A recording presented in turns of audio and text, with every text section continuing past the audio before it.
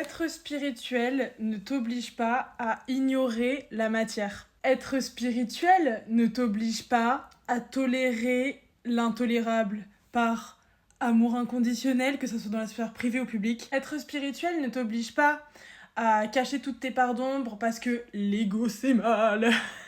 Être spirituel et manifester ne t'oblige pas à rejeter des parts de toi et rejeter tes émotions, surtout les émotions dites négatives, pour obtenir un résultat. Être spirituel, ce n'est pas ni être à fond ancré dans le capitalisme, donc toujours orienté résultat, hein, que ce soit dans manifestation, argent, si ça et tout, ou à rejeter totalement le capitalisme au point de dire l'argent c'est mal, alors que le problème c'est pas l'argent, c'est le système avec lequel on l'utilise. Être spirituel ne t'oblige pas à pardonner sur commande. Le pardon, ça peut prendre du temps, il y a certaines choses que tu ne peux pas pardonner, tout simplement, voilà. Et forcer un pardon qui n'est pas prêt, c'est en fait du déni déguisé. Être spirituel ne t'oblige pas à être positif tout le temps, je pense qu'on connaît tous la positivité toxique. Et les émotions dites à vibration basse sont des informations et méritent d'être honorées, et sont tout aussi magnifiques que toutes les autres émotions en fait. Être spirituel ne t'oblige pas à croire que tout arrive pour une raison ou que c'est ta faute parce que tu l'as manifesté. Parfois les gens font du mal, point. C'est pas ta faute, c'est pas ta responsabilité de les changer. Par contre, ce qui est de ta responsabilité, c'est de partir quand ça fait mal et quand c'est pas aligné à toi. Être spirituel ne t'oblige pas à mettre totalement de côté ton sentiment d'injustice parce que l'objectif c'est l'illumination et la paix intérieure. En fait... La paix intérieure, tu la trouves pas en étant dans le déni de ce qui se passe autour de toi et de ce qui détruit ton monde et ta communauté. Finalement. Je pense qu'on a tous traversé cette phase, par exemple, de se dire « Moi, je regarde plus les infos. » Pourquoi ? Parce que les médias sont contrôlés par...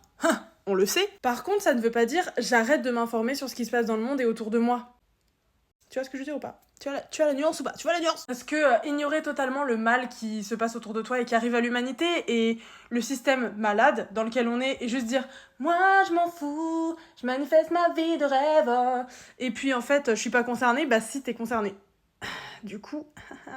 Mais encore une fois, être spirituel, c'est pas justement dans cette superficialité à la recherche d'un résultat, sans sagesse, sans compréhension des mécanismes qui sont pas alignés actuellement, que ça soit en toi ou à l'extérieur de toi. Être spirituel ne t'oblige pas à suivre un gourou ou quelqu'un qui dit posséder toutes les méthodes et toute la vérité. Ton discernement est ton meilleur allié. Rappelez-vous de la fausse lumière. Il y a beaucoup de fausses lumières autour de la vraie lumière, c'est-à-dire, comment je peux dire ça ?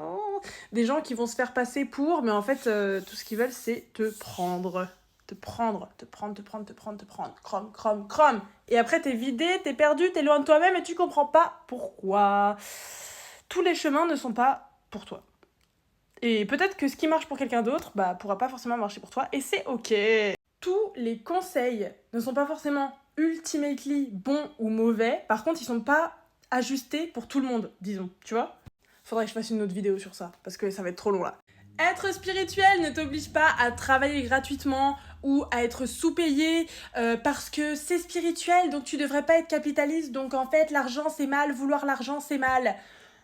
Comment je survis finalement ? Et pour finir, être spirituel ne t'oblige pas à te couper de tout le monde pour protéger ton énergie. Alors encore une fois, discernement, hein, ça dépend de qui tu parles, de quoi, de la situation. Mais parfois il y a une forme de fuite comme ça, au final non mais en fait je peux pas, je protège mon énergie, je peux pas. en fait c'est de la fuite, c'est de l'évitement, voilà. Donc attention à ça. C'est déjà trop long, je n'arrive pas à faire des vidéos de 2 minutes, il faut que je fasse des vidéos de 4-5 minutes, je n'ai pas le temps d'exprimer le fond de ma pensée. Bisous.